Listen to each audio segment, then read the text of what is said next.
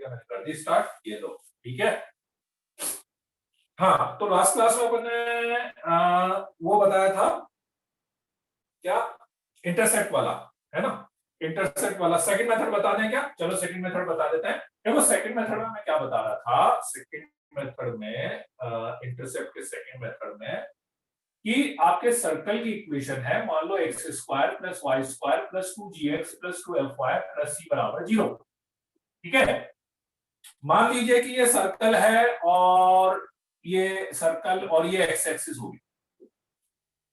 ठीक है, तो सर्कल है, एक्स एक्सिस है, तो अपने को इंटरसेप्ट मतलब ये लेंथ निकालनी थी। तो मैं आपको ये बता रहा था कि कभी भी आपको यदि कोई भी इंटरसेप्ट की लेंथ यदि निकालनी हो, ठीक है, तो आप उस सर्कल और उस लाइन को सॉल्व कर लीजिए। मान लो ये एक्स एक्सिस की जगह कोई और भी लाइन होती तो भी अपन ऐसा कर सकते हैं। क्या कर सकते हैं कि सर्कल और लाइन की इक्वेशन को सॉल्व कर लेते हैं। एक्स एक्सिस की इक्वेशन क्या होती है, y इज इक्वल टू 0।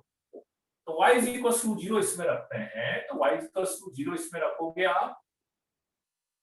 ठीक है, y इक्वल टू 0 आप इसमें रखोगे तो इससे x की दो वैल्यू मिलेगी आपको, x1 एंड x2। यदि इक्वेशन इजीली सॉल्व हो जा रही हो तो कोई दिक्कत ही नहीं है, हम सॉल्व कर सकते हैं, है ना। प्रैक्टिकल बात कर रहे हैं और कैलकुलेशन करनी है, डेरिवेशन करना है। तो मैंने ये बोला कि इससे मान लेते हैं जो दो वैल्यू आएगी x1 और x2, तो वो एक वैल्यू ये होगी और एक वैल्यू ये होगी। तो मुझे इसकी लेंथ निकालनी है, मतलब यदि आप डिस्टेंस फॉर्मूला भी लगाओगे, वैसे तो दिख रहा है इसकी लेंथ x2 माइनस x1 होनी चाहिए, और यदि आप डिस्टेंस फॉर्मूला भी लगाओगे तो ऐसा लगेगा ना बच्चों। और ये मेरे ख्याल से अब सबको पता होना चाहिए, ये मत पूछना बेटा, मैं बार बार याद दिला रहा हूं कि यदि आपके पास अल्फा प्लस बीटा है और अल्फा बीटा है, तो अल्फा माइनस बीटा का formula under root of alpha plus beta का whole square minus 4 alpha beta. अब कोई बच्चे अंडर रूट डी बाय 4 है जो भी बोलते हैं वो भी बोलते हैं, पर सबसे अच्छा ये यार सिंपली अल्फा माइनस बीटा का होल स्क्वायर है, उसमें plus 2 alpha beta minus 2 alpha beta कर लो तो ये बन जाता है। ठीक है, तो वेरी सिमिलरली मुझे पता था कि x1 x2 इसके रूट्स हैं, तो x1 x2 इसके रूट्स है, मतलब कभी भी आपके पास दो नंबर का सम है, दो नंबर का प्रोडक्ट है, तो उनका डिफरेंस यदि आपको निकालना हो, ये फॉर्मूला सम है और प्रोडक्ट है, डिफरेंस निकालना सबसे अच्छा फॉर्मूला है, हमेशा काम करता है, चाहे आप क्वाड्रेटिक में हो, चाहे आप सर्कल में कुछ निकाल लो या कुछ भी कर लो। तो यहाँ पे यही हुआ कि x1 x2 इसके रूट्स थे, तो मुझे पता है कि x1 plus x2 is equal to minus 2g आ जाएगा, sum of the roots. x1 into x2 is equal to product of the roots c आ जाएगा। मुझे निकालना ये था, तो ये निकालना था, तो इसको मैंने लिख दिया x1 प्लस x2 का whole square minus 4x1 x2।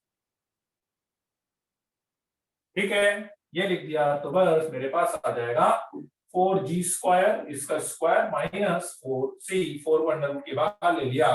ठीक है, तो ये आ गया। कोई बच्चे रिपीट करने के लिए बोल रहे थे, इसलिए बता रहा था, under root g square minus c। ठीक है, अब y इक्वल्स टू 0 के बजाय कोई और लाइन भी यदि आपके पास होती, मान लो x plus Y equals to 5 होता, तो मैं y की वैल्यू यहां से इसमें रख देता, तो भी आपके पास x का क्वाड्रेटिक बन जाता, तो उस लाइन का इंटरसेप्ट आ जाता, तो उस लाइन का इंटरसेप्ट आ जाता मेरे पास। सेम कैलकुलेशन, अभी अपन x इंटरसेप्ट निकालते थे तो इस तरीके निकालते। बोलो बच्चों, क्लियर हुई बात? किसी को कोई डाउट? यहां तक अपन लास्ट क्लास में ले चुके थे वैसे तो। ठीक है, क्लियर है ना सबको? बड़े आगे यहां से।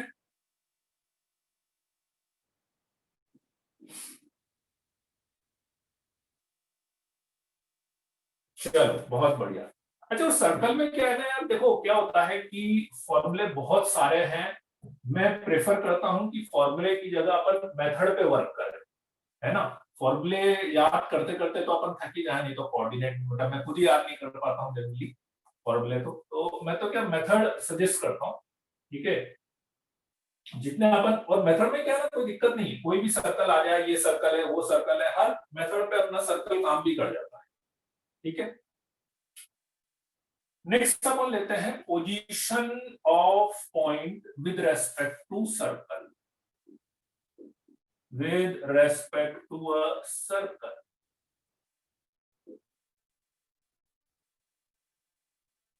मीन्स एक सर्कल के रेस्पेक्ट में आपको पॉइंट की पोजीशन चेक करनी है।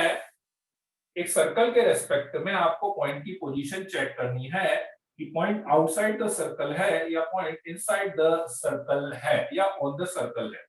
ठीक है, तो बहुत सिंपल सी बात है, उसमें बहुत सिंपल सी कैलकुलेशन है कि मान लेते हैं ये सर्कल, ठीक, और यहां पर एक पॉइंट मान लेते हैं P, x1, y1।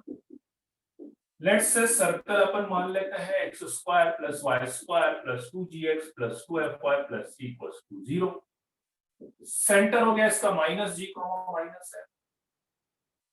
तो साफ साफ आपको दिख रहा होगा बच्चों कि यदि पॉइंट आउटसाइड दिस सर्कल है तो इसका मतलब यदि मैं इसकी यहां से डिस्टेंस निकालूंगा तो ये डिस्टेंस रेडियस से ग्रेटर आनी चाहिए। सेम केस आप बोले कि पॉइंट यदि ऑन द सर्कल होता तो ये डिस्टेंस रेडियस के इक्वल आनी चाहिए, और सेम केस यदि ये पॉइंट सर्कल के अंदर होता तो ये डिस्टेंस रेडियस से कम आनी चाहिए। ठीक है, तो मैं मान लेता हूं कि P, इस वाले केस की बात करूं मैं, x1 y1 is outside the circle. ठीक है, तो CP ग्रेटर देन R, इस वाले केस में इक्वल लग जाएगा, इस वाले केस में लेस देन लग जाएगा।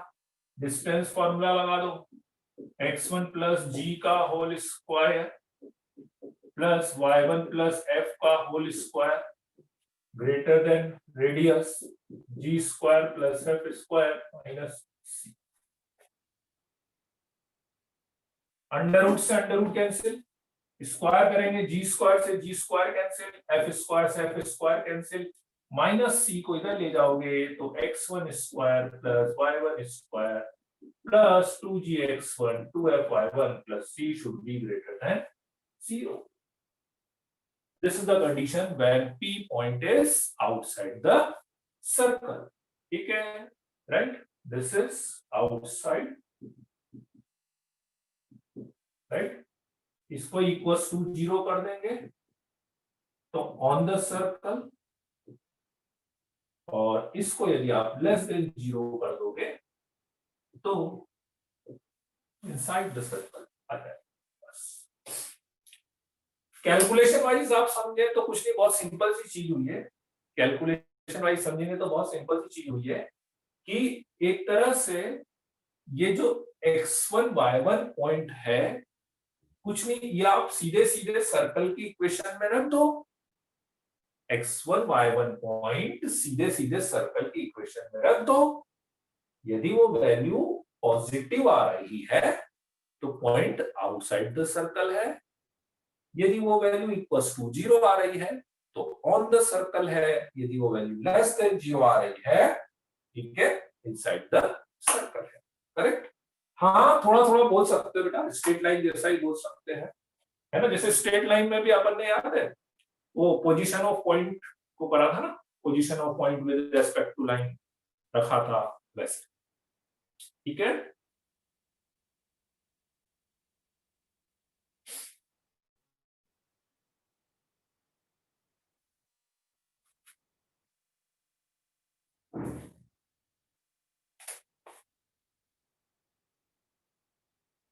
हाँ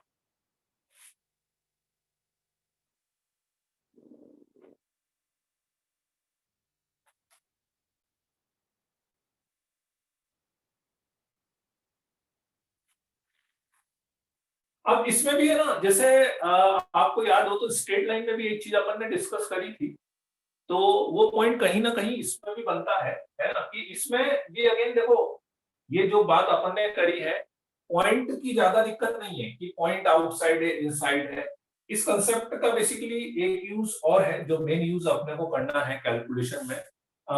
जैसे लिख लिया क्या, ये आगे बढ़े, लिख लो इसको। हाँ हाँ, इसको लिख लो, फिर आगे बढ़ते हैं अपन।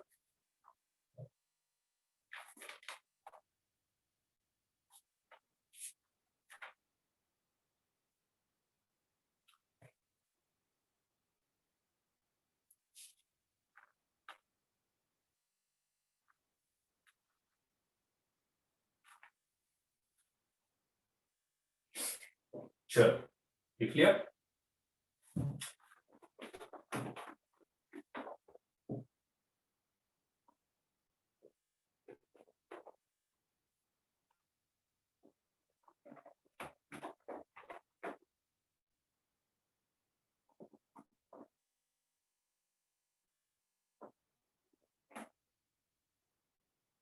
अब इसमें भी क्या है कि जैसे फॉर एग्जांपल मान लो एक सर्कल मैंने लिख दिया, X square plus Y square minus 2x minus 4y minus 4 equals to 0।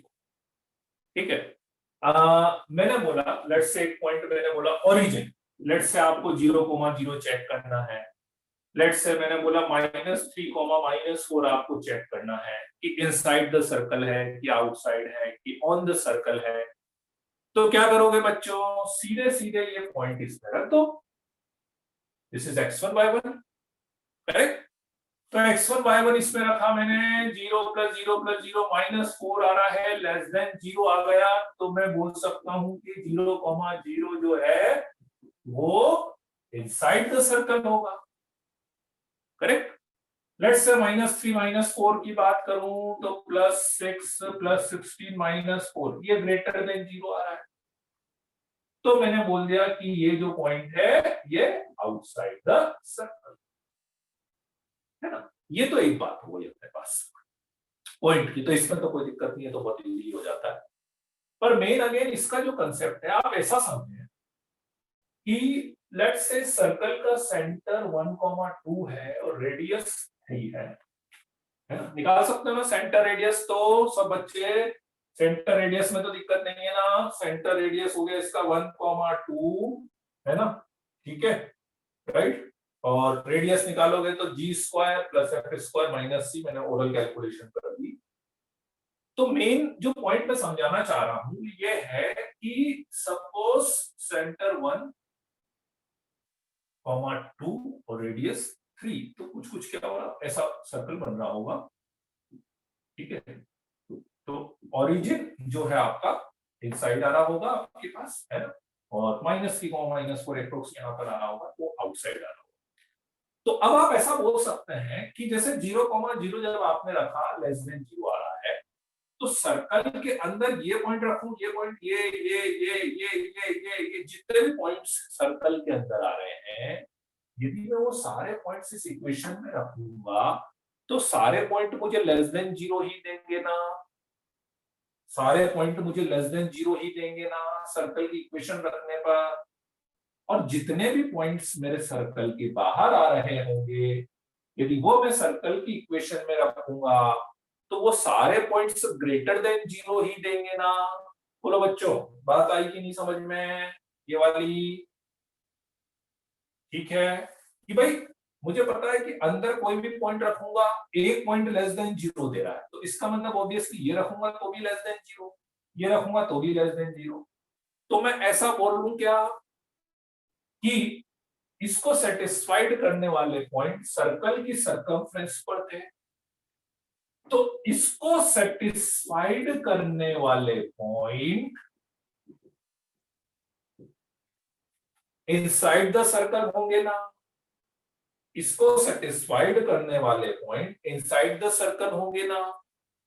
Indirectly मैं ऐसा बोल सकता हूं ना कि ये इस सर्कल का इंटरनल पार्ट को रिप्रेजेंट कर रहा होगा।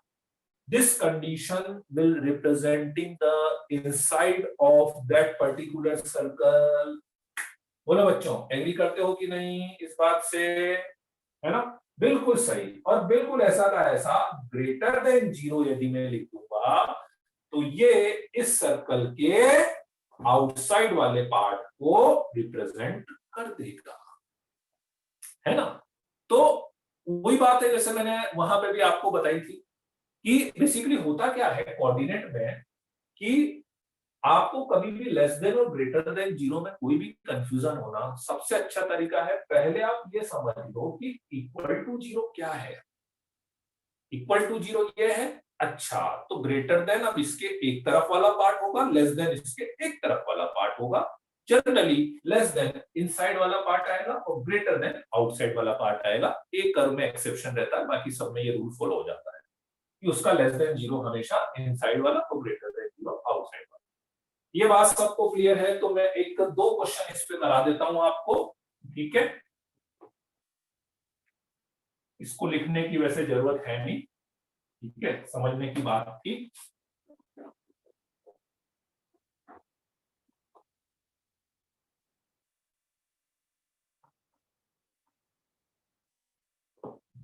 पहले इजी क्वेश्चन, फिर उसको थोड़ा सा एक्सटेंड करूंगा।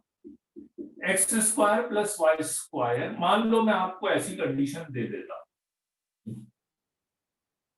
X square plus Y square greater than equal to 1 less than equal to 4, ठीक है। तो फाइंड द एरिया। मैं आपसे बोलूं कि इस कंडीशन को सेटिस्फाइड करने वाला एरिया, जितने भी पॉइंट्स आ रहे होंगे वो एरिया आपको बताना है। चलो बताओ तो देखें, बताओ तो इस कंडीशन को सेटिस्फाइड करने वाला एरिया।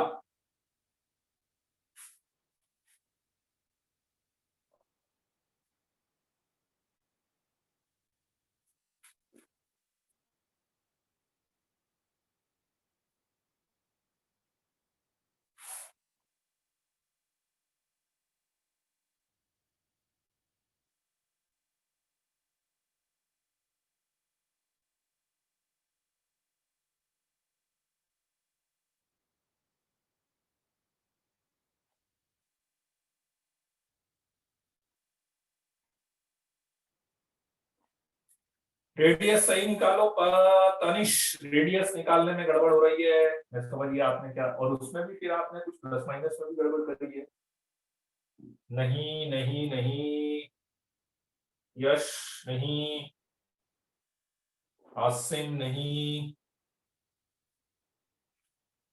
एरिया के इंटू पाई, आप मेरे को बस के की वैल्यू टाइप कर देना, के इंटू पाई आएगा, आप बस के की वैल्यू टाइप कर दो, मैं समझ जाऊंगा। नहीं विधान, नहीं यश, अरे यार ये तो मैं तो लगा था इजीली हो जाएगा।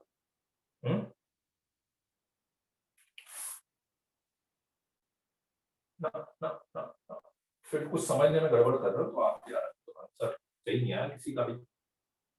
हाँ ये आया सही आंसर, अब सही आया आंसर आसिम का।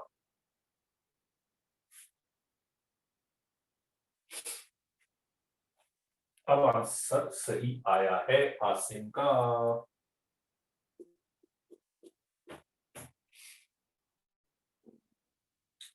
शुरू कैसे करें भाई, शुरू करते ही तो खत्म हो जाएगा क्वेश्चन, शुरू जैसे ही हुआ खत्म ही हो गया क्वेश्चन, फिर करना ही पड़ेगा।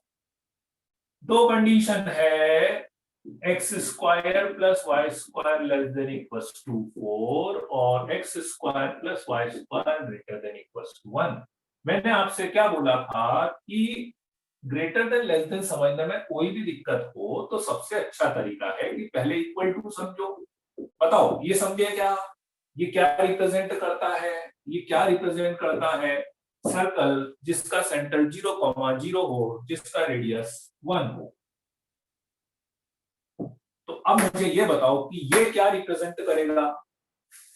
ये समझ में आ गया, सेंटर 0,0 रेडियस 1। अब ये बताओ ये क्या रिप्रेजेंट करेगा, ये क्या रिप्रेजेंट करेगा, आउटसाइड द सर्कल।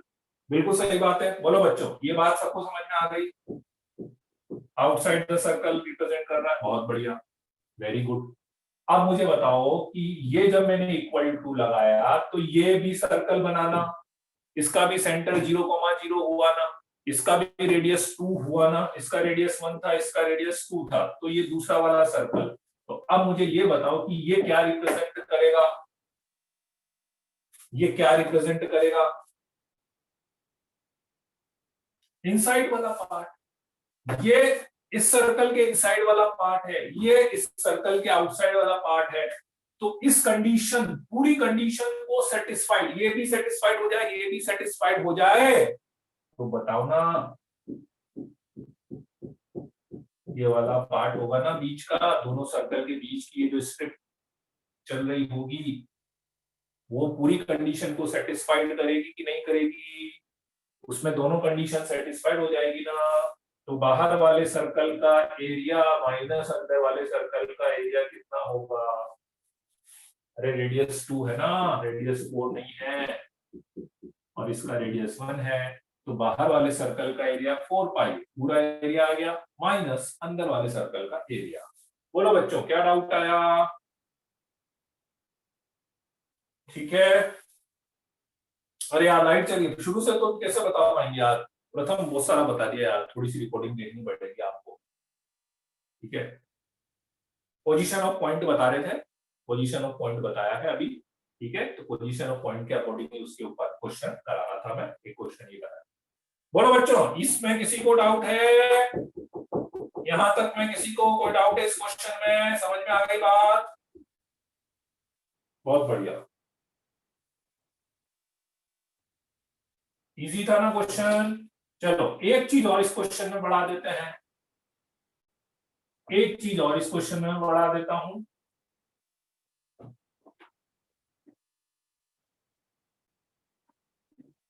ये कंडीशन फाइंड, ऊपर वाली लाइन दिखती है कि नहीं दिखती है? दिखती है। Find the area bounded by this x square plus 7xy minus y square and y greater than 0। ठीक है,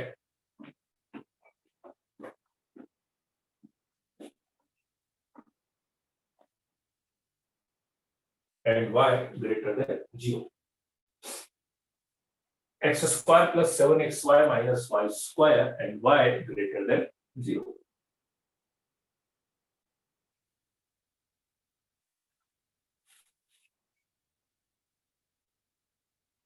ये तो सबको पता ही चल गया। चलो बताओ तो ये क्या बता रहा है? ये किसकी इक्वेशन है? ये किसकी इक्वेशन? नहीं है, गलत। सर्कल की इक्वेशन के लिए एक्स स्क्वायर और वाई स्क्वायर का कोएफिशिएंट सेम होना चाहिए और एक्स वाई वाली टर्म नहीं होनी चाहिए। बोलो, very good, very good. This is the equation of pair of line passing through origin. आ रहा है याद? Homogeneous equation, pair of line passing through origin. उसमें और कुछ पता लग रहा है क्या? और कुछ स्पेशल चीज पता लग रही है क्या इस लाइन के बारे में? Very good, very good Piyush. Coefficient of X square plus coefficient of Y square 0 आ रहा है, तो दोनों लाइंस कैसी है? परपेंडिकुलर लाइंस है। तो this is pair of line, homogeneous equation है, पासिंग थ्रू ओरिजिन है और परपेंडिकुलर है। तो मींस मेरा डायग्राम कुछ ऐसा हो गया, एक सर्कल ये, एक सर्कल ये, इसको सेटिस्फाइड करने वाले पॉइंट दोनों सर्कल के बीच में थे, number 1। Number 2, these represent two perpendicular lines passing through origin। आप बोले कौन सी होगी? देखो इतना तो कंफर्म है ना कि ये x एक्सिस y एक्सिस तो नहीं होगी, क्योंकि यदि x एक्सिस y एक्सिस होती तो उसकी इक्वेशन x * y = 0 आती। तो उसके अलावा कोई दो परपेंडिकुलर लाइन है पासिंग थ्रू ऑरिजिन। अब आप कोई सी भी लाइन बना दो, अपने एरिया पे फर्क नहीं पड़ने वाला। फॉर एग्जांपल लेट्स से मैंने एक लाइन ऐसी बना दी और एक लाइन ऐसी बना दी, ये दो परपेंडिकुलर लाइन बना दी। आप बोलते कि नहीं सर ऐसी होती तो ठीक है, ऐसी बना देते, दूसरी इसके परपेंडिकुलर बना देते। आप बोलते नहीं सर बिल्कुल ऐसी जा रही होती तो ठीक है, मैं ऐसी भी बना देता, इसके परपेंडिकुलर दूसरी बना देता। लेकिन किसी भी केस में मेरे एरिया पे जो मैं निकालूंगा उस पे फर्क नहीं पड़ने वाला है, इसलिए मुझे इस लाइन की एग्जैक्ट जरूरत थी नहीं, बस क्योंकि ये इतना कंफर्म पता लग गया था कि दोनों लाइंस परपेंडिकुलर। ठीक, y greater than zero, y greater than zero मतलब एक्स एक्सिस के ऊपर, y ग्रेटर देन जीरो मतलब एक्स एक्सिस के ऊपर। अब जब कभी भी वो ऐसा एरिया दे दे, ऐसे 3-4 इक्वेशन दे दे और आपसे बोले find the area bounded by, find the area bounded by, ठीक है, तो इसका मतलब आपको एक ऐसा एरिया निकालना है जिसकी बाउंड्री में ये सारी चीजें आ जाए, जिसकी सरकमफ्रेंस आप देखो तो आपको लगे अच्छा ये भी आ गया, ये भी आ गया, ये भी आ गया, और ये कंडीशन भी सेटिस्फाइड हो जाए। तो मैं एक एरिया शेड कर रहा हूं, आप ध्यान से सोचोगे तो आपको ये एरिया निकालना था। बिल्कुल सही आंसर बताया है पुष्कर गुप्ता ने, पुष्कर ने सही आंसर बताया है।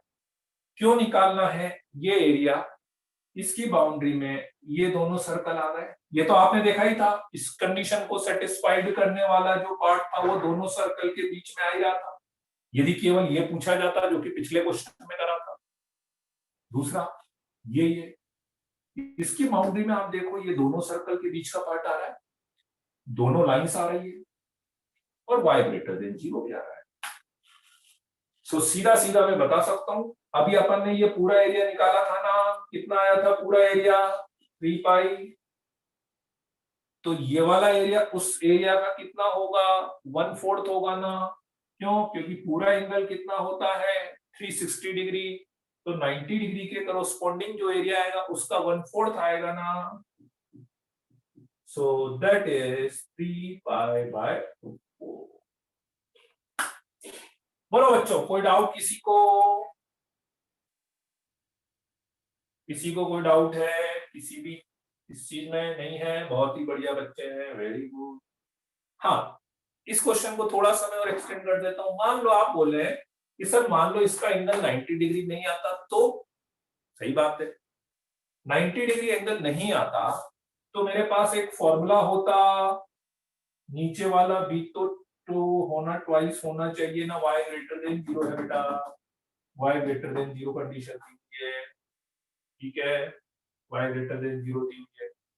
मान लो कि यदि a प्लस बी जीरो नहीं भी होता, मान लो यहाँ पे +2 लिख देता या कुछ और लिख देता, तब भी मेरे पास एंगल तो निकल ही जाता ना इस वाले फॉर्मूले से।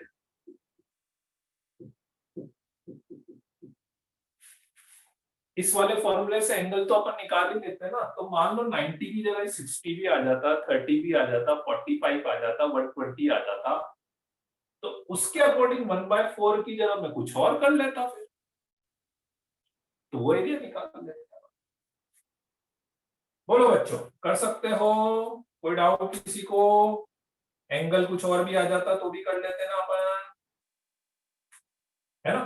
तो बहुत सी बार क्या होता है कि अब अपने को लगता है, अब पता लगा अपन कहां उलझ गए कि अरे पेयर ऑफ लाइन, अब एंगल लाइन निकालेंगे, लाइन निकालेंगे, जरूरत ही नहीं लाइन निकालने की मुझे, मुझे तो केवल उनके बीच के एंगल से काम था, एंगल निकल गया, एरिया निकल गया। अगर बात समझ में? बहुत बढ़िया, चलो बढ़े आगे।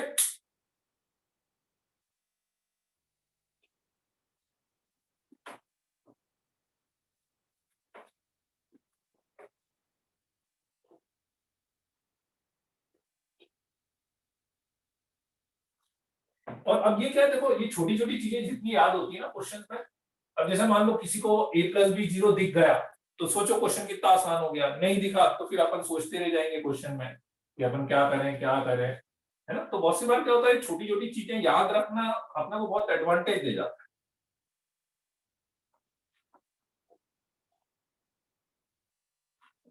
इसमें एक टर्म है एक्चुअली, फॉर्मूला कंसेप्ट तो कुछ नहीं, power of a point, power of a point मतलब एक टर्म समझ लो, एक तरह से वो आपको लगेगा है क्या चीज है, कुछ भी नहीं है, ये तो अपन पहले पढ़ चुके हैं। हाँ, मतलब पावर ऑफ अ पॉइंट का मतलब क्या है कि सिंपली यदि आपके पास एक पॉइंट है Px1y1 और एक सर्कल यदि आपको गिवन है x² + y² + 2gx + 2fy + c = 0, तो उस पॉइंट की पावर से मतलब यह है कि सिंपली वो पॉइंट आप उस सर्कल की इक्वेशन में रख दो, वो पॉइंट आप वो सर्कल की इक्वेशन में रख दो। तो ये जो वैल्यू आएगी जो अभी अपन ने निकाली हुई थी ना, पोजीशन ऑफ पॉइंट के लिए जो निकाली थी ना, वही वैल्यू, इसी को अपन पावर ऑफ पॉइंट बोलते हैं, इसी को पावर ऑफ पॉइंट बोलते हैं और इसको अपन डिनोट करते हैं S1 से, इसको अपन डिनोट करते हैं S1 से, ठीक है। इसको अपन S1 से डिनोट करते हैं, बाकी और कुछ एक्स्ट्रा इसमें है नहीं, है ना।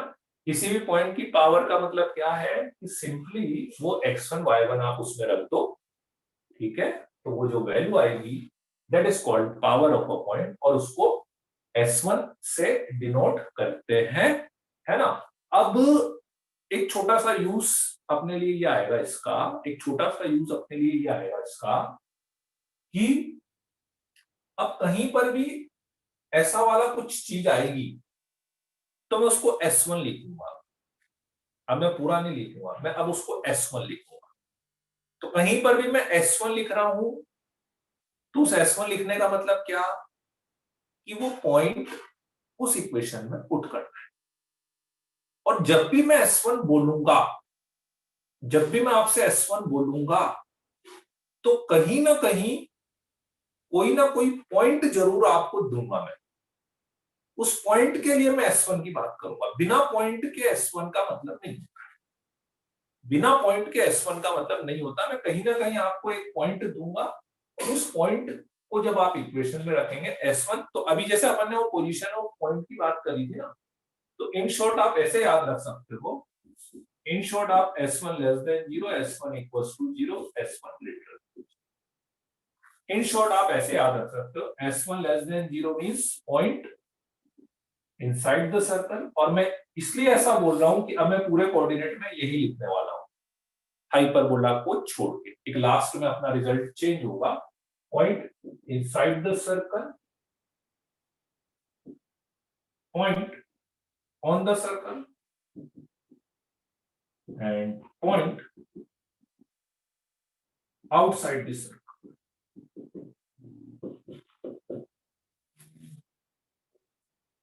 पॉइंट सर्कल की नहीं, power of a point, this is called power of a point with respect to a circle, power of a point with respect to a circle। तो इन शॉर्ट है ना, अब आप ये याद रख लेना कि S1 less than 0 point inside the circle, S1 equals to 0 point on the circle, S1 greater than 0 point outside the circle. नहीं fx जैसा तो नहीं बोलूंगा मैं इसको, fx जैसा नहीं बोलूंगा, है ना। बस यूं मान लो कि इन शॉर्ट क्या है कि अपन ने एक तरह से क्या इसका एक नोटेशन बना लिया, बस इसको एक नोटेशन बना लिया, दैट इज S1, बस, है ना। इस नोटेशन को याद रखना है क्योंकि कोऑर्डिनेट में अपन नोटेशन से चलेंगे आगे तो चीजें बड़ी बड़ी जो फॉर्मूले आते हैं उसको याद रखना अपने लिए आसान है, ठीक है ना। बाकी और कुछ एक्स्ट्रा इसमें है नहीं, ठीक है। चलो लिख लिया।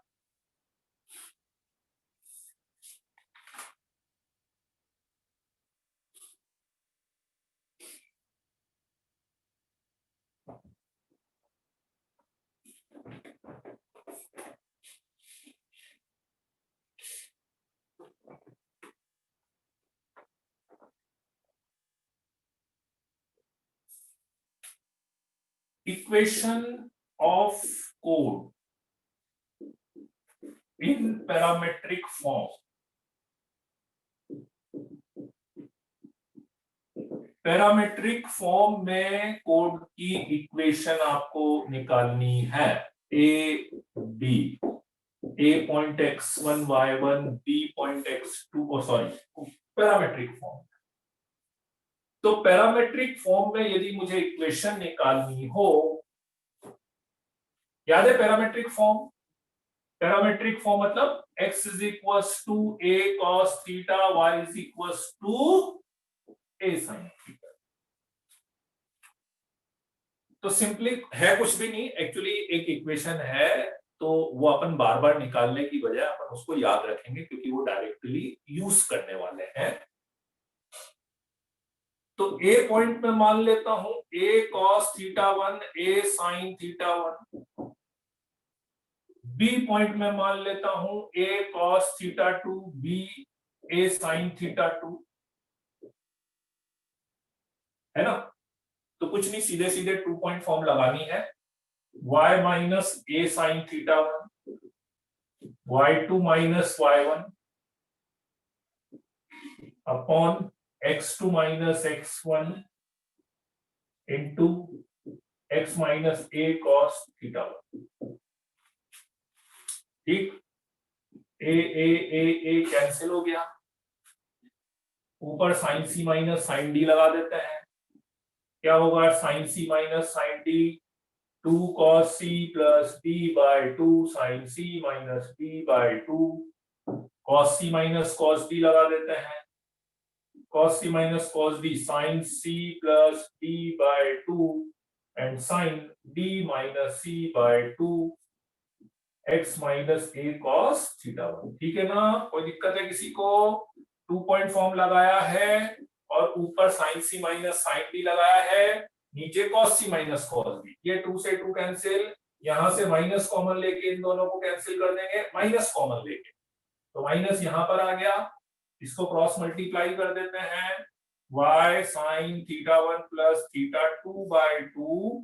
ठीक है, दोनों थीटा पॉजिटिव x से है ना? नहीं वो, हाँ हमेशा वो पॉजिटिव x से ही ले रहे हैं, बाय डिफॉल्ट वो फिक्स है, पैरामेट्रिक कोऑर्डिनेट में कहीं पे भी बोल रहा हूं ना तो वो हमेशा पॉजिटिव x से ही लेने हैं बाय डिफॉल्ट, है ना? वो बताने की जरूरत नहीं है, पैरामेट्रिक कोऑर्डिनेट बोलती है मतलब वो वहीं से आपके पास। तो इसको ले लिया, minus a sine theta 1 plus theta 2 by 2 is equal to x cos theta 1 plus theta 2 by 2 minus a cos theta 1 cos theta 1 plus theta 2 by. ठीक है, डायरेक्टली मैं फॉर्मूला लिख रहा हूं, अब इसको इधर माइनस था, सॉरी एक माइनस भी था ना यहाँ पे, ये माइनस हो गया, ये प्लस हो गया, देखिए एक माइनस यहाँ से कॉमन लिया था। ठीक है, तो ये माइनस ये प्लस, इसको इधर ले आएंगे तो cos है cos b प्लस साइन है साइन।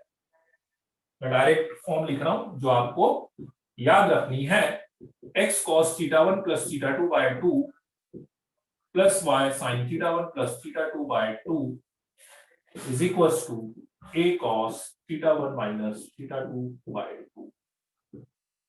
ये आपको याद रखनी है। ठीक है, एलिप्स में भी यूज होने वाली है, थोड़ा सा चेंज करके। ठीक है, पैराबोला में तो नहीं होगी, एलिप्स हाइपरबोला में यूज होगी।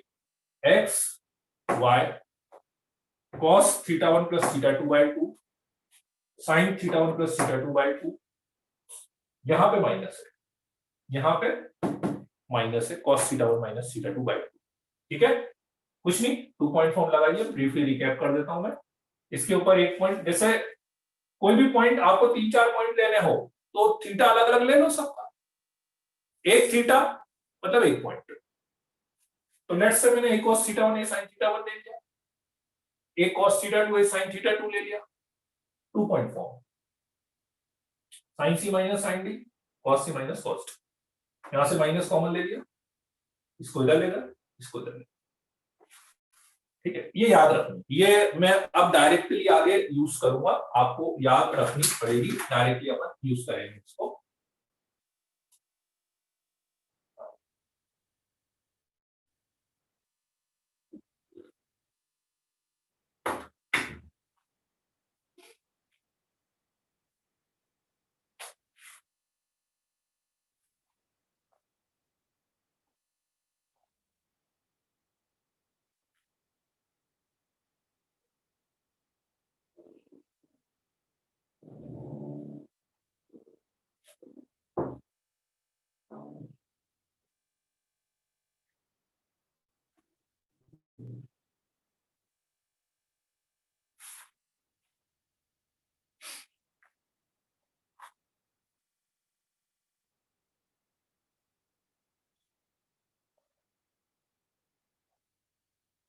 बोलो बोलो।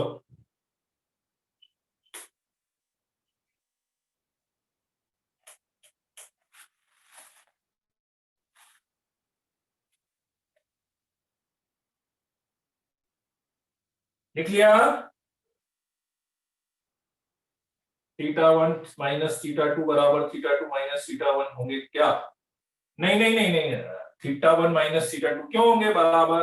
नहीं नहीं नहीं रूपांशु, ना ना, theta one minus theta two बराबर theta two minus theta one नहीं होंगे, बराबर नहीं होंगे। अब ये मत बोलना कि ये क्यों कैंसिल करा, मैंने 2 बार बोला है कि मैंने यहाँ से माइनस कॉमन लिया है इसलिए वो कैंसिल करा है, ठीक है ना? यहाँ से माइनस कॉमन लिया है इसलिए ये माइनस हो गया और ये प्लस हो गया, ये बराबर नहीं थे, ठीक है? अपन ने minus common.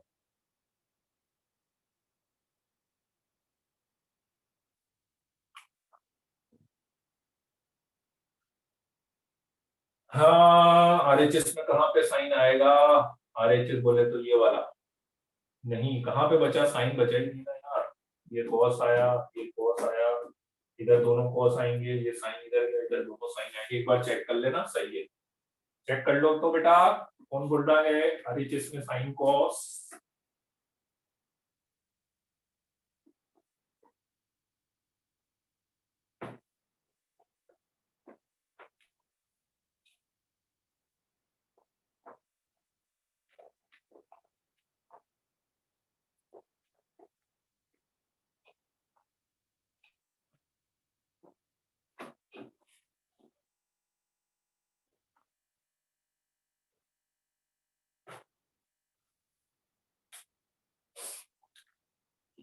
Equation of tangent,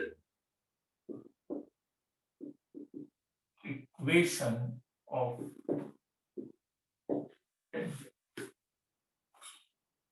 tangent की इक्वेशन, ठीक है?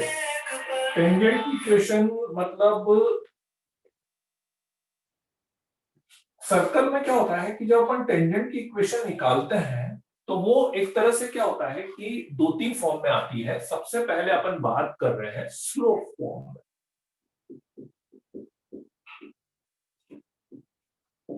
स्लोप फॉर्म मींस जब आप एक सर्कल लेंगे और एक लाइन यदि मैं लूंगा, तो एक जनरल बात करूं तो एक लाइन और सर्कल की 3 पॉसिबिलिटी है। एक सर्कल और एक लाइन की यदि मैं बात करूं तो एक सर्कल और एक लाइन की 3 पॉसिबिलिटी है कि लाइन सर्कल को कट कर सकती है,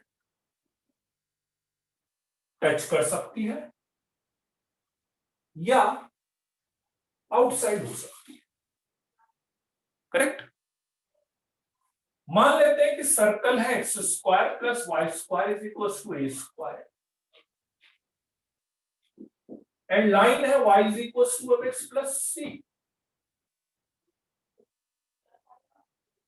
सर्कल दूसरा भी ले सकते हैं अपन। आप बोले कि सर्कल सर यही क्यों लिया? सर्कल अपन दूसरा भी ले सकते थे, ठीक है, कोई दिक्कत नहीं है, कैलकुलेशन बिल्कुल सेम चल, कैलकुलेशन चेंज होगी, मेथड सेम चलेगा। मेथड नंबर 1, यदि लाइन सर्कल को कट कर रही है तो इस सर्कल के सेंटर से इसकी परपेंडिकुलर डिस्टेंस जो है वो रेडियस से कम आनी चाहिए, रेडियस के इक्वल आनी चाहिए, रेडियस ही होनी चाहिए। और यदि इस सर्कल के सेंटर से मैं इसकी परपेंडिकुलर डिस्टेंस निकालूंगा तो वो रेडियस से ज्यादा। एग्री? अभी सेंटर 0 0 है, लाइन ये है, मैं मान लेता हूं लाइन की इक्वेशन ये है, ठीक है? परपेंडिकुलर डिस्टेंस आता है सबको निकालना, फॉर्मूला याद है परपेंडिकुलर डिस्टेंस का, ax1 plus by1 plus c upon under a square plus b square, 0 0 plus c upon under root of m square plus. इस वाली कंडीशन की मैं बात करूंगा तो ये जो डिस्टेंस आनी चाहिए this should be less than radius, ये लिख देता हूं, सॉरी।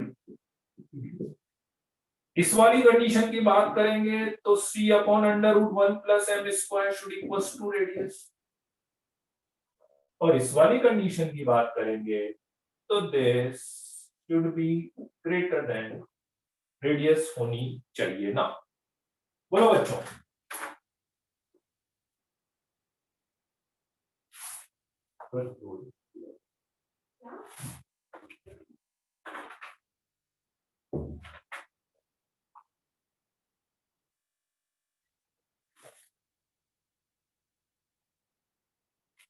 टेंजेंट तो सिर्फ एक ही पॉइंट पे इंटरसेक्ट करती है ना, हाँ बिल्कुल, ये ना टेंजेंट तो यही है, ये दोनों टेंजेंट नहीं है, टेंजेंट तो यही है, ठीक है, ये तो टेंजेंट ही है। तीनों का डायग्राम समझ में आ रहा है। मैं सिंपली इतनी सी बात बोल रहा हूं कि ये लाइन है, यदि ये लाइन और सर्कल यदि आप लेंगे तो ये तीन पॉसिबिलिटी है। डायग्राम से दिख रहा है कि यदि मैं इस सेंटर से इस लाइन की परपेंडिकुलर डिस्टेंस निकालूंगा तो वो रेडियस से कम दिख रही है आपको, इसमें रेडियस के इक्वल दिख रही है ना आपको, और इसमें रेडियस से perpendicular distance means this one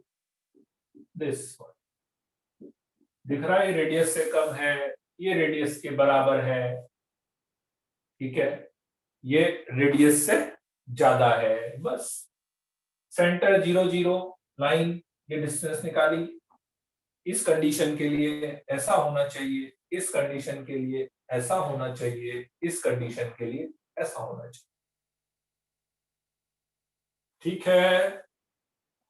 अरे कहां लिखा लास्ट वाला टेंजेंट, में कहां बोल रहा हूं बेटा, टेंजेंट तो यही है, अरे भाई टेंजेंट यही है, this is not the tangent, पे कंडीशन की बात कर रहा हूं, टेंजेंट यही है, मैंने कहा बोला ये दोनों लाइन टेंजेंट है, टेंजेंट यही लाइन है, क्यों इसको टेंजेंट मान रहे हो, मैंने कहा बोला, मैं तो कंडीशन बताइए कि भाई ऐसा हो तो ऐसी कंडीशन होगी, ऐसा हो तो ऐसी कंडीशन होगी, ये लिखा हुआ टेंजेंट यही लाइन है बेटा, ठीक है। एक मेथड तो ये है, इसके बाद में टेंजेंट पे आऊंगा, इसी से अपन एक्चुअली टेंजेंट इसी से मैं डिराइव कर रहा हूँ, इसलिए पर आपको पॉसिबिलिटी तो बता दूं ना कि टेंजेंट नहीं हो तो क्या क्या हो सकता है, ठीक है। तो एक कंडीशन तो ये हो गई अपनी कैलकुलेशन, ठीक है, अपने को ऑब्वियसली टेंजेंट से काम है तो ये वाली कैलकुलेशन अपन ले लेंगे। एक दूसरा ऑप्शन है, सर्कल में अपन हमेशा ये काम करें, सर्कल में हमेशा ये काम करें, ठीक है। मेथड नंबर 2, इसको लिख लो, पहले लिख लिया गया इसको सबने, यहां तक का पार्ट लिख लो, पहले यहां तक का पार्ट लिख लो तो सब अच्छे।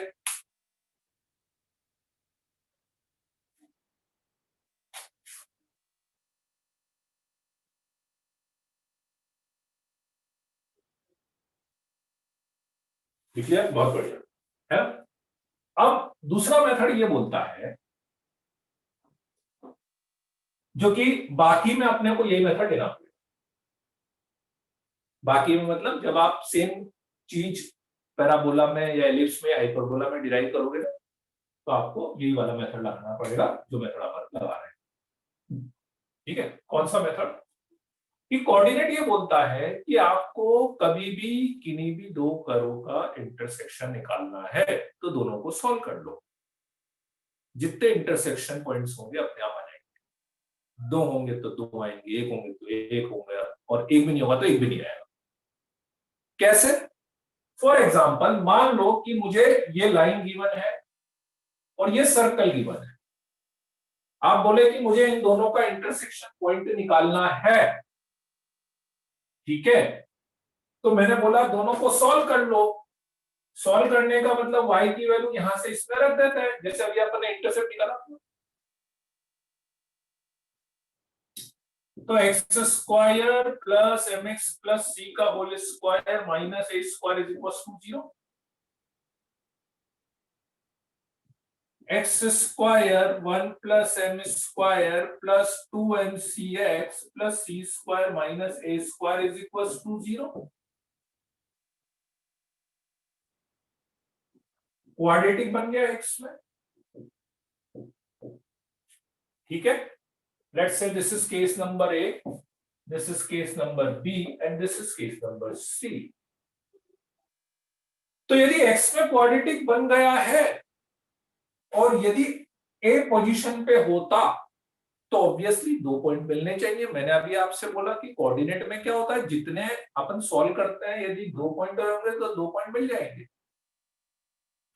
ठीक है, तो ए पोजीशन की बात करूं तो मतलब 2 पॉइंट मिलने चाहिए, 2 वैल्यू मिलनी चाहिए। तो किसी क्वाड्रेटिक से 2 वैल्यू मिलती है तो क्या लिखते हो, किसी क्वाड्रेटिक से 2 वैल्यू मिलनी हो तो यही लिखते हो ना, D greater than 0, B position.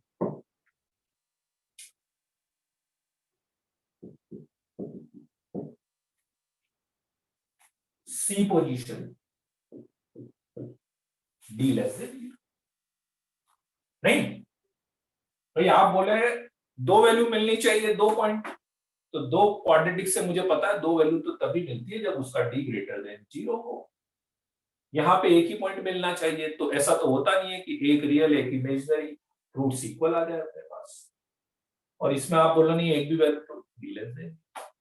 ठीक है, मैं कोई भी एक कैलकुलेशन करके आपको बता देता हूँ, let's say D greater than 0 करके बता देता हूँ। ठीक है, तो b square -4 a c greater than 4 common लेके हटा देते हैं, m square c square cancel, minus c square ये तो कैंसिल हो ही गया, minus minus plus a square and minus minus plus a square m square greater than. C square को उधर ले जाते हैं अपन,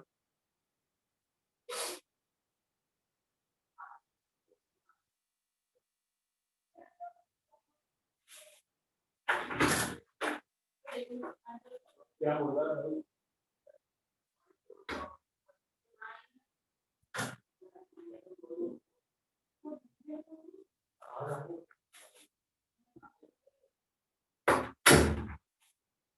तो c square minus minus plus a square minus minus plus a square. ठीक है, सी स्क्वायर को अपन उधर ले जाते हैं। ठीक है, तो ये वाली पोजीशन मेरा उल्टा लिख देंगे, नहीं सही है।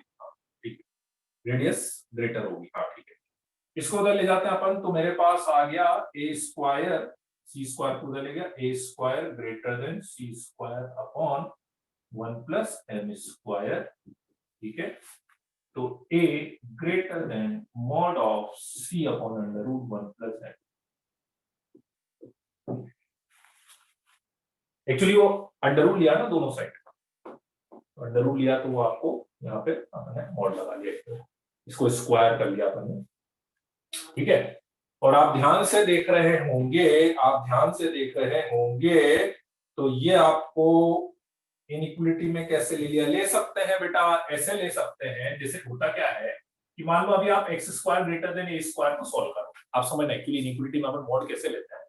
मान लो कि आप एक्स स्क्वायर ग्रेटर देन ए स्क्वायर को सॉल्व कर रहे हैं, है ना, दिख रहा है कि नहीं? हाँ दिख रहा है। तो इसको सॉल्व करते हो तो आपको क्या आंसर मिलता है, एक्स ग्रेटर देन ए और एक्स लेस देन माइनस ए। लिखने का तरीका ये मिलता है ना, इसको सॉल्व करने का आंसर, ए स्क्वायर को इधर ले जाओ और इसका मतलब मॉड एक्स ग्रेटर देन ए होता है, तो इसलिए इनडायरेक्टली ऐसा लिखा, ये वाली कैलकुलेशन आई बात समझ में?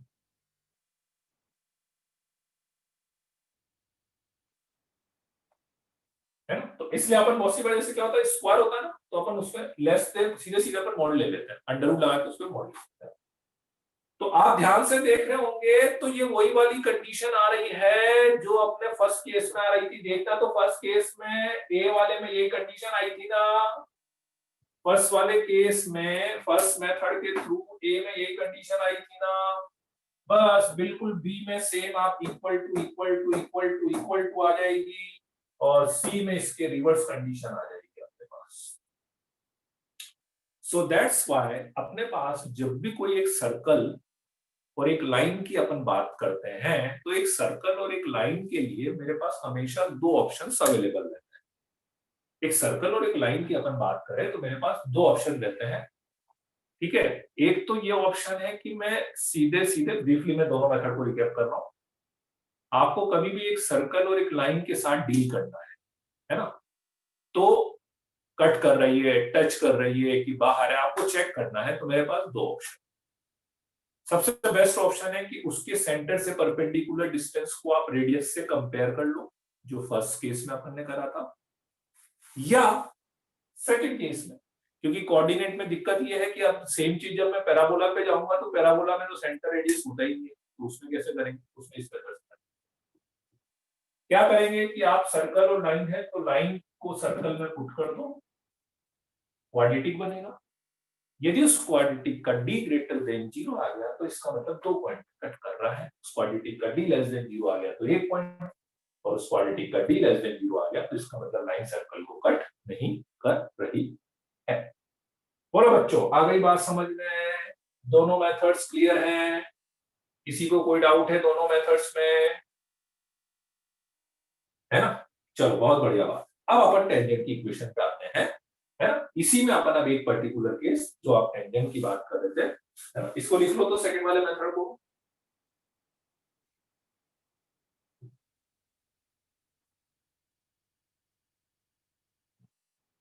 सर्कल में अपन बेटा फर्स्ट वाला प्रेफर करेंगे।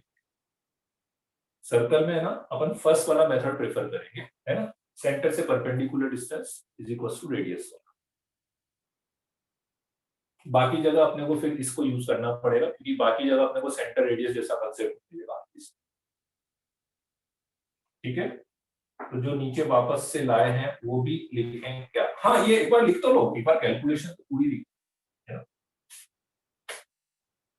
स्लोप फॉर्म अपन, अब जो मैं टेंजेंट की इक्वेशन निकालूंगा ना उसको मैंने स्लोप फॉर्म बोला एक्चुअली। अभी स्लोप फॉर्म अब नहीं आई, अब आएगी स्लोप फॉर्म, है ना?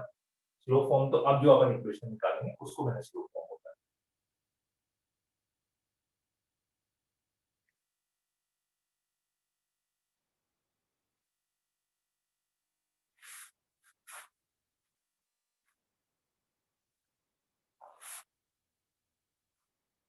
चलो लिख लिया, बहुत बढ़िया।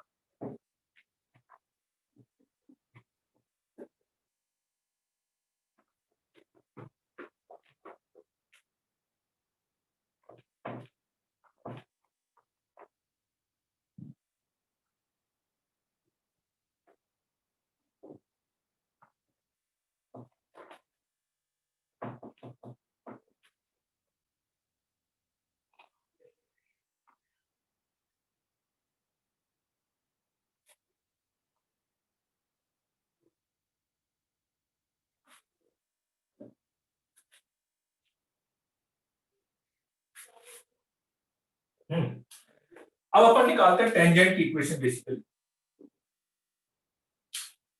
कि मैंने आपसे बोला था कि y is equal to M x plus C की ये लाइन यदि सर्कल को टच कर रही है, ठीक है, तो इसके सेंटर से परपेंडिकुलर डिस्टेंस निकालेंगे तो किसके इक्वल आएगी? रेडियस के इक्वल आएगी। That is called basically condition of tangency. इसको अपन कंडीशन ऑफ टेंजेंसी बोलते हैं। इसको perpendicular distance from centre, perpendicular distance from center is equals to radius। कोई भी लाइन किसी भी सर्कल को यदि टच करती है, कोई भी लाइन किसी भी सर्कल को यदि टच करती है तो वो इस कंडीशन को फॉलो करेगी, वो इस रूल को फॉलो करेगी।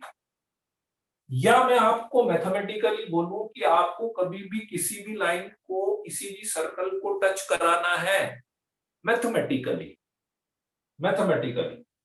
ठीक है, तो आप क्या करें कि आप ये कंडीशन लगा दीजिए, इसके सेंटर से perpendicular distance is equal to radius कर दीजिए, तो आपके पास वो कंडीशन आ जाएगी। ठीक है, तो अभी अपन यही चीज कर रहे हैं। ये लाइन मुझे गिवन थी y equal to mx plus c, ठीक है, तो मैंने जब इसके सेंटर से परपेंडिकुलर, क्योंकि मैं क्या चाह रहा हूं कि इस लाइन को टेंजेंट बनाना चाह रहा हूं, मैं इस लाइन को टेंजेंट बनाना चाह रहा हूं, तो इस लाइन को टेंजेंट बनाना चाह रहा था, तो इसलिए मैंने क्या करा कि इसके सेंटर से परपेंडिकुलर डिस्टेंस 0 0 से निकाली, फॉर्मूला याद है अभी निकाला था, तो c upon under root 1 plus m square, उसको किसके इक्वल कर दिया था, रेडियस के इक्वल कर दिया था। तो इससे मेरे पास c की वैल्यू आ गई plus minus a under root of 1 plus m square, c की वैल्यू आ गई। ठीक है, आप बोलेंगे कि सर c की ही वैल्यू क्यों निकाली आपने, m की क्यों नहीं निकाली है, a वे क्यों नहीं निकाला। स्लोप फॉर्म मीन्स मैं आपको बोल रहा हूं कि अपने को इस लाइन का स्लोप दिया जा रहा है, सी मुझे नहीं पता है, मुझे सर्कल की इक्वेशन दी जा रही है और मुझे स्लोप दिया जाएगा बस, और मुझे टेंजेंट की इक्वेशन लिखनी रहेगी। तो सी मेरे पास आ गया, तो सी मेरे पास आ गया, तो इसलिए फाइनली अब मैं टेंजेंट की इक्वेशन लिखूंगा mx plus minus a under root of 1 plus m square.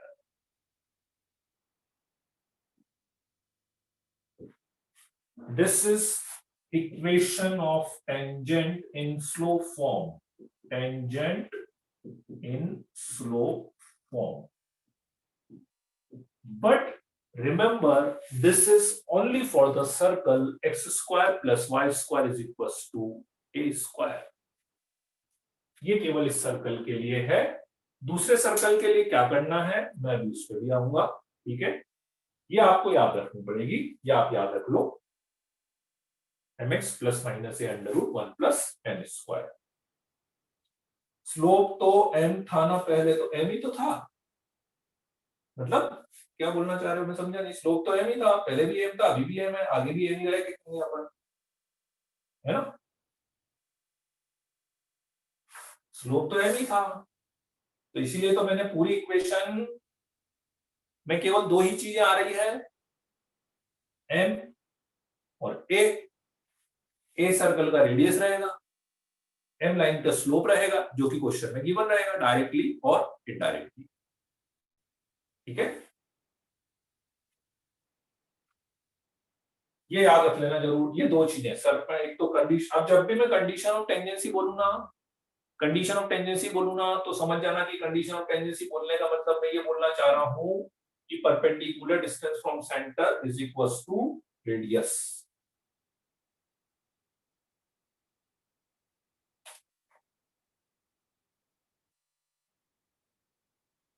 ठीक है, लिख लिया, बढ़े आगे।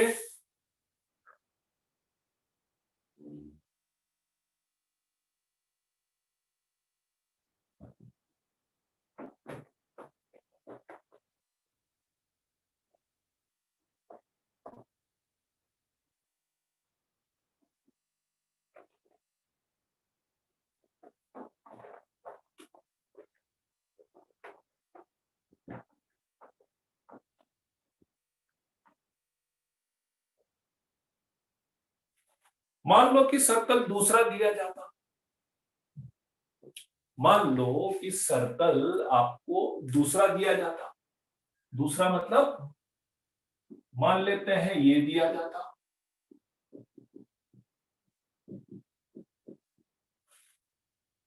ठीक है, तो दो ऑप्शन थे वापस से मेरे पास।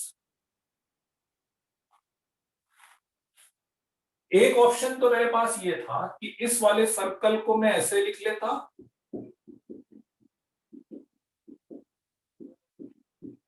इस वाले सर्कल को मैं ऐसे लिख लेता, लिख सकते हो, कोई दिक्कत है, ठीक है, और सेम पहले वाली इक्वेशन में जैसे लाइक शिफ्टिंग ऑफ ओरिजिन करते हैं ना, shifting of origin,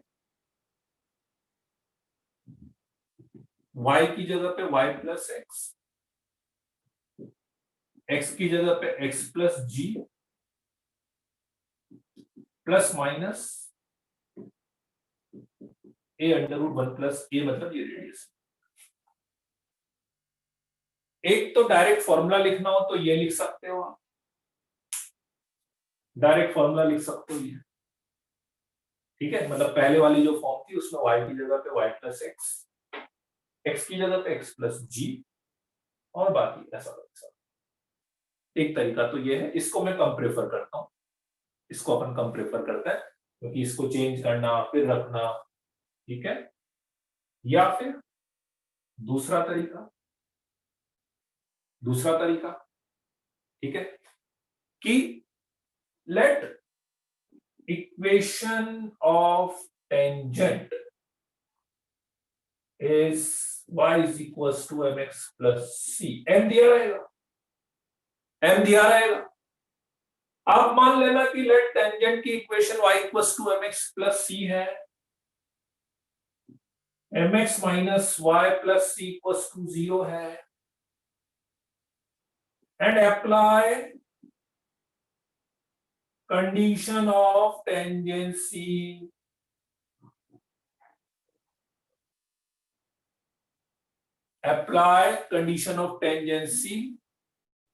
and find c, और c की वैल्यू निकाल लो और c की वैल्यू वापस से इस इक्वेशन में पुट कर।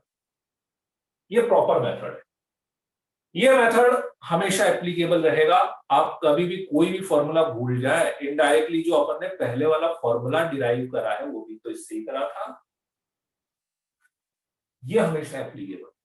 कभी भी कुछ भी भूल जाओ ना, मतलब ये बेस्ट तरीका है, मतलब मैं तो इसी से करता हूँ ज्यादातर क्वेश्चन, फॉर्मूला ठीक है, कभी याद आ जाए तो अच्छी बात है, नहीं दिस इज द बेस्ट। बोलो बच्चों, क्लियर है दोनों ऑप्शन? कोई डाउट किसी को दोनों में से? मैं अभी दोनों के क्वेश्चन करके आपको बताऊंगा तो आपको और क्लियर हो जाएगा यूज कैसे करना है। ये लगाएंगे तो परपेंडिकुलर डिस्टेंस में कितनी सारी नहीं आएगी, वो नहीं आती वो, अरे यार वो तो इक्वेशन तो वही आएगी ना, ऐसे थोड़ी आएगी इसमें ज्यादा आ जाएगी उसमें कम आएगी, इसमें ज्यादा आएगी तो पहले वाले में भी तो ज्यादा ही आएगी ना, है ना। उसकी टेंशन मत करो, सब हो जाएगा। फर्स्ट वाला कैसे लिखा? अरे भाई अभी क्या लिखा था मैंने, ये लिखा था ना, तो y की जगह पे एक तरह से शिफ्टिंग ऑफ ओरिजिन कर दिया मैंने, सेंटर को मैंने माइनस जी कोमा माइनस एफ पे ले गया, अपनी इक्वेशन में y की जगह पे y प्लस एफ रख दिया और x की जगह पे x प्लस जी लिख दिया, ऐसे लिखा था। क्लियर है? बोलो बच्चों, कोई डाउट? अभी मैं दोनों के एक क्वेश्चन आपको करके क्लियर कर देता हूँ सारी चीजें। हाँ बिल्कुल लिख लो, दोनों मेथड लिख लो आप।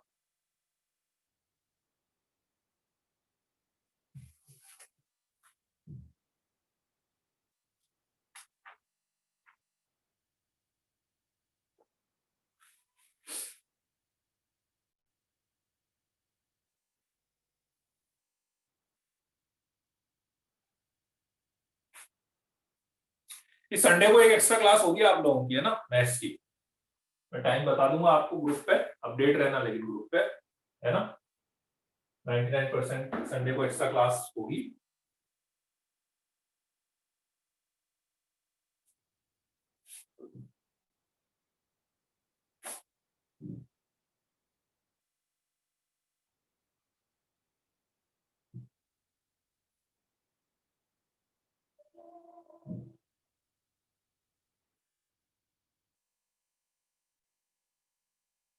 आओ ठीक है। अरे 6 बजे मेरी क्लास है यार, आज मैं दे देता पर वो 6 बजे मेरी क्लास है। चलो लिख लिया?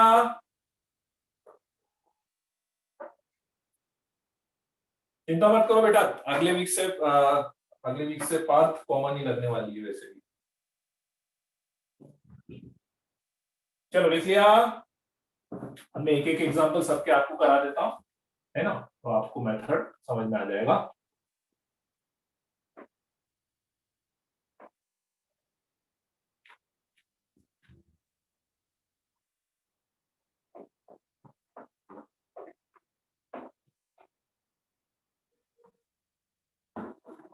देखो मान लो कि मैं आपको दे देता फाइंड, पहले एक तो बेसिक क्वेश्चन करा देता हूं, find equation of tangent of circle x square plus y square is equals to 25 whose slope is 2। तो यदि सर्कल ये आ जाए तब तो बहुत आसान है, सीधे सीधे आप फॉर्मूला लगा दो। क्या था मेरा formula? mx plus minus a under root of 1 plus M square, m मतलब 2x प्लस माइनस a मतलब 5 under root of 1 plus m कितना 4। तो y is equals to 2x plus minus 5 to 5। ये दोनों टेंजेंट की इक्वेशन आ गई। अच्छा, अब आप सोचेंगे कि सर ये दो टेंजेंट क्यों बन रही है? एक्चुअली क्या होता है, कभी भी सर्कल में आप कोई स्लोप लेके टेंजेंट बनाएंगे तो दो टेंजेंट बनती है सेम स्लोप की, एक इधर एक इधर, और दोनों के बीच की डिस्टेंस जो है वो डायमीटर की इक्वल आती है। दिखा डायग्राम में? तो इसलिए जब भी आपको स्लोप दिया जाएगा ना, आपके पास दो इक्वेशन आती है जब भी स्लोप दिया जाए, क्योंकि स्लोप लेके हमेशा दो लाइन बन सकती है ऐसा। ठीक है, क्लियर है बात सबको? ये वाला मेथड है ना। चलो, अब इसी क्वेश्चन को मैं दूसरे सर्कल से लेके बता देता हूं। Find equation of tangent of circle x square plus Y square minus 2x minus 4y minus 4 equals to 0 whose slope is 2। ठीक है, स्लोप 2 है, स्लोप 2 है। अब की बार वापस से मैं दोनों मेथड बताता हूं आपको। पहला मेथड तो यह है कि इस सर्कल का सेंटर रेडियस यदि मैं निकाल के इस इक्वेशन को मैं ऐसे लिख सकता हूं, सेंटर आ रहा है 1,2 और रेडियस 3 आ रहा है, ऐसा इसको ऐसा लिख सकते हैं ना।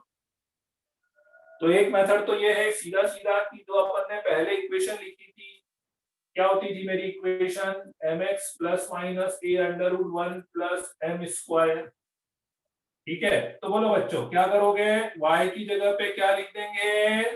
y माइनस 2, m की जगह पे 2, x की जगह पे x माइनस 1, a की जगह पे 3 रेडियस अंडर रूट 1 प्लस, बाकी आगे इसको सॉल्व कर लेना, उसको आगे आप सॉल्व कर लेना। ठीक है, एक मेथड तो ये हो गया आपका, एक मेथड तो ये हो गया। दूसरा मेथड समझ लो, सबसे ज्यादा मैं इसी को यूज करना प्रेफर करता हूं। दूसरा मेथड मैं मान लेता हूं, let equation of tangent y is equals to 2x plus c, y equals to 2x plus c। ठीक है, बताओ फिर क्या करोगे? c की वैल्यू निकालने के लिए क्या करोगे? Condition of tangency. c की वैल्यू के लिए क्या लगाओगे? Condition of tangency means perpendicular distance from centre. 1,2 centre है तो 1,2 से परपेंडिकुलर डिस्टेंस ये होगी ना, is equal to radius that is 3। 2 से 2 कैंसिल हो गया तो आपके पास c की वैल्यू आ गई प्लस माइनस 3√5। c की वैल्यू आप इसमें रख दो तो आपके पास इक्वेशन आ जाएगी। मुझे तो सबसे अच्छा मेथड ये लगता है, कोई याद रखना नहीं, कुछ करना नहीं, सीधा सीधा। ठीक है, mx प्लस c मान लो। ठीक है, अब ये कि स्लोप वो डायरेक्ट नहीं देगा, स्लोप आपको इनडायरेक्टली देगा। ठीक है, बोलेगा लाइन इसके पैरेलल है, लाइन इसके परपेंडिकुलर है, ऐसा बोलेगा वो आपसे, है ना। बोलो बच्चों, अब बताओ कि पूरे टेंजेंट की इक्वेशन निकालने में कोई कंफ्यूजन है? कब कौन सा फॉर्मूला लगाना है? ब्रीफली रिकैप कर देता हूं।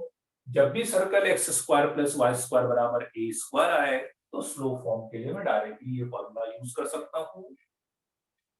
जब भी सर्कल दूसरा गोला आए तो बेटर ये है कि मैं क्या करूंगा, स्लोप यदि आप दे रहे हो तो सबसे पहले मैं मान लूंगा y equals to mx plus c, और मुझे पता है कि यदि कोई भी लाइन किसी भी सर्कल को टच करती है तो उसके सेंटर से परपेंडिकुलर डिस्टेंस बराबर रेडियस होता है। तो वो कंडीशन जैसे ही आप लगाओगे तो बचे हुए सी की वैल्यू आपके पास आ जाएगी। बोलो बच्चों, कोई डाउट किसी को?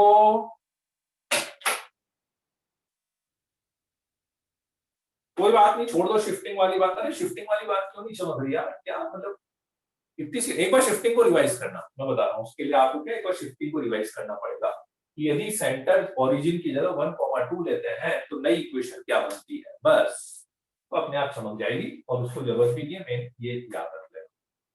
ठीक है, क्लियर है सबको? बहुत बढ़िया, वेरी गुड। ठीक है, तो मैं इस पे ना 4-5 बेसिक क्वेश्चन अभी ग्रुप पे डाल दूंगा, आज या कल सुबह जब भी मुझे टाइम मिलेगा, है ना। 4-5 बेसिक क्वेश्चन मैं इस पे ग्रुप पे डाल दूंगा, फिर अपन इसके आगे से स्टार्ट करेंगे। ठीक है, चलो बच्चों, okay then, bye bye, good night, see you.